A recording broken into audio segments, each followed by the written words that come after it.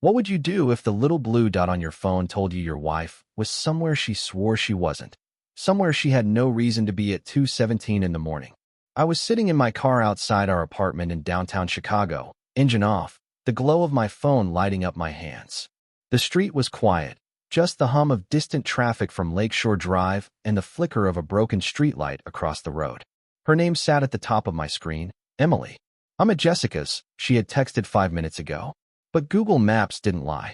The blue dot hovered over a hotel parking lot on West Harrison Street. Not Jessica's condo. Not even close. And that's when I realized. I wasn't about to catch her cheating. I was about to learn just how long she'd been lying. If you genuinely enjoy our stories, please subscribe to the channel, tell us where you're from, and what time it is right now. It's always fascinating to know how far our story flows. I didn't call her back right away. I just stared at the screen, zooming in, zooming out, hoping somehow it would shift, correct itself, make me feel stupid for doubting her. It didn't. Emily had always been careful, or at least I thought she was. She worked in marketing, always busy, always on calls, always with clients. I trusted her. God, I trusted her more than I trusted myself. But something had changed in the last few months. She started dressing differently. Not for me. For meetings. Perfume in the morning, heels on days she used to wear flats. And the way she guarded her phone, like it was a weapon, not a device. The first time I noticed it, I laughed it off. The second time, I asked. The third time, I stayed quiet. Because deep down, I didn't want the answer. That night, sitting in my car, staring at that hotel location, I finally understood why. I started the engine. The drive to West Harrison Street took less than 10 minutes, but it felt like an hour. Every red light felt personal. Every passing car felt like it knew something I didn't. When I pulled into the hotel lot, my hands were shaking. I didn't go inside. I just parked near the edge and waited. 10 minutes. 20. 30. Then I saw her. Emily stepped out of the side entrance, laughing. Laughing. Her hand was wrapped around a man's arm. Tall, clean-cut, wearing a suit like he owned the building. He leaned in close, said something in her ear, and she smiled in a way I hadn't seen in months. Not at me. Never at me anymore. I didn't confront her. Not then. I sat there, invisible, as she kissed him goodbye like it was routine. Like I didn't exist. And that was the moment something inside me didn't just break, it went cold. The next morning, she acted normal. "Morning," she said, pouring coffee like she hadn't spent the night in another man's bed. I watched her carefully. "You stayed at Jessica's?" I asked.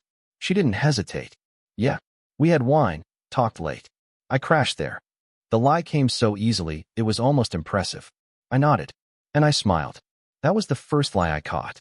But it wouldn't be the last. Over the next few weeks, I became someone else. I stopped asking questions. I stopped reacting. I started watching. I checked phone records, unknown numbers that appeared too often. I followed her once, just once, and saw her pull into the same hotel lot. I even found receipts. Dinner for two. Expensive places downtown. Places she never took me. And the worst part? She started treating me like I was the problem. "You're distant," she snapped one night. "You're hiding something," I replied quietly. She laughed. "You're paranoid." Paranoid. That word echoed in my head for days. Because the more proof I gathered, the more confident she became. Like she thought she was untouchable. Like I was too weak to do anything about it. Maybe I was at first. There were nights I sat alone in the living room, staring at the TV without seeing it. Nights where I questioned everything. What I did wrong, where I failed, why I wasn't enough. But then something shifted. I stopped asking why, and I started planning. I hired a lawyer first. Quietly. Someone who specialized in infidelity cases in Illinois. Then a private investigator. If she wanted to lie, I'd let her. If she wanted to pretend, I'd help her. Because I wasn't going to confront her. I was going to end her. Not physically. No. Something worse. I gathered everything. Photos of her entering the hotel. Videos of her with him. Phone logs. Receipts. Dates. Times. Patterns. Her affair partner turned out to be her boss. Married. 2 kids. Perfect. I waited until I had enough to bury them both. Then I set the stage. Her company had a big quarterly meeting. Executives, partners, even some investors attending. I made sure I knew the date. And I made sure I was there. Emily didn't expect to see me when I walked into that conference room. Her face went pale for just a second. Just enough for me to know she felt it. "What are you doing here?" she whispered. I smiled. "Supporting my wife." The presentation started. Halfway through, I stood up. "Before we continue," I said, loud enough for the room to go silent, "I think everyone deserves to see what kind of leadership we're dealing with." Her boss froze. Emily's eyes widened. And then I played the video. No sound at first, just images. Them. Together. Entering the hotel. Kissing in the parking lot. Then the audio kicked in. Her voice. Laughing. Calling him baby. The room didn't just react, it shifted. Whispers. Gasps. Phones coming out. Her boss tried to shut it down, but it was too late. I had already sent everything. To HR. To his wife. To the board. To everyone. Emily grabbed my arm. "Stop this." I looked at her, really looked at her. "You already did," I said. Within a week, it was over. She lost her job. He lost everything. His wife filed for divorce. And Emily? She came home one night, bags in hand, eyes hollow.